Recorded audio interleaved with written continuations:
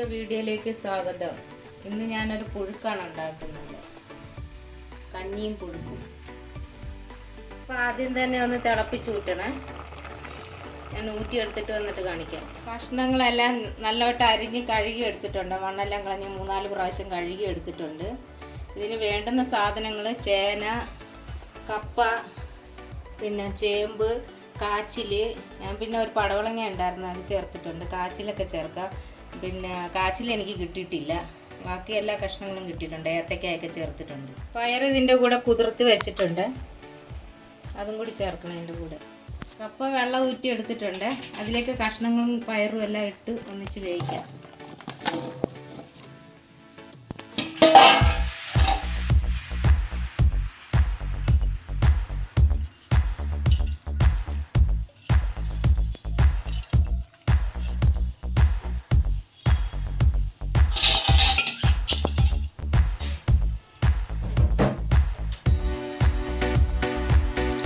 വെള്ളം ഒഴിച്ചു കൊടുക്കുക.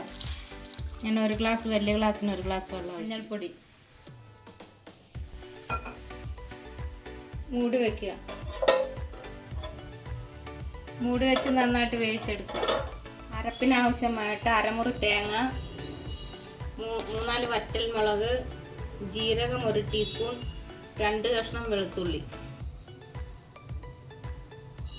ഇതൊന്ന് അരച്ചിട്ട് വരാം. തിളച്ചിട്ടുണ്ട്. 1 ടീസ്പൂൺ ഉപ്പിട്ട് കൊടുക്കുക. ഇളക്കി കൂട്ടുക.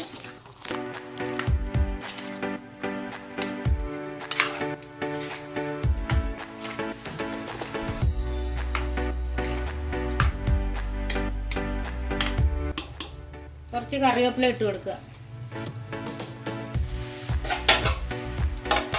വറ്റൽമുളക്, വെളുത്തുള്ളി, ജീരകം, തേങ്ങ. കുറച്ച് വെള്ളം കൂടി ഒഴിച്ചൊന്ന് അരച്ചെടുക്കാം. ഈ ഒരു പാകത്തിന് അരച്ചെടുക്കുക. അരപ്പ് ഇതിലേക്ക് ഇട്ട് കൊടുക്കുക.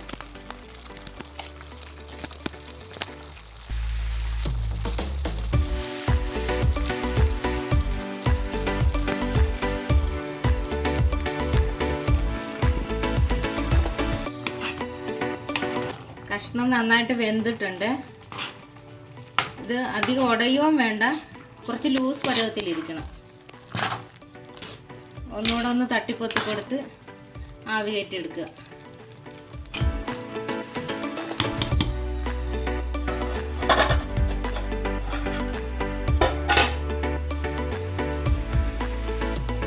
വെളിച്ചെണ്ണ ഒഴിച്ചു കൊടുക്കുക.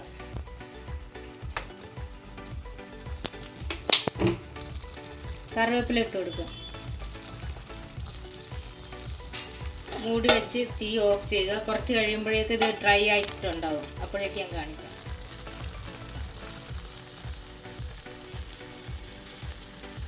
എൻ്റെ വീഡിയോ ഇഷ്ടമായെങ്കിൽ ലൈക്ക് ചെയ്യുക, ഷെയർ ചെയ്യുക, സബ്സ്ക്രൈബ് ചെയ്യുക. ഗുരുദേവ സമാധി ദിവസമായ ഇന്ന് തന്നെ എല്ലാവരും ഇത് ഉണ്ടാക്കി നോക്കുക.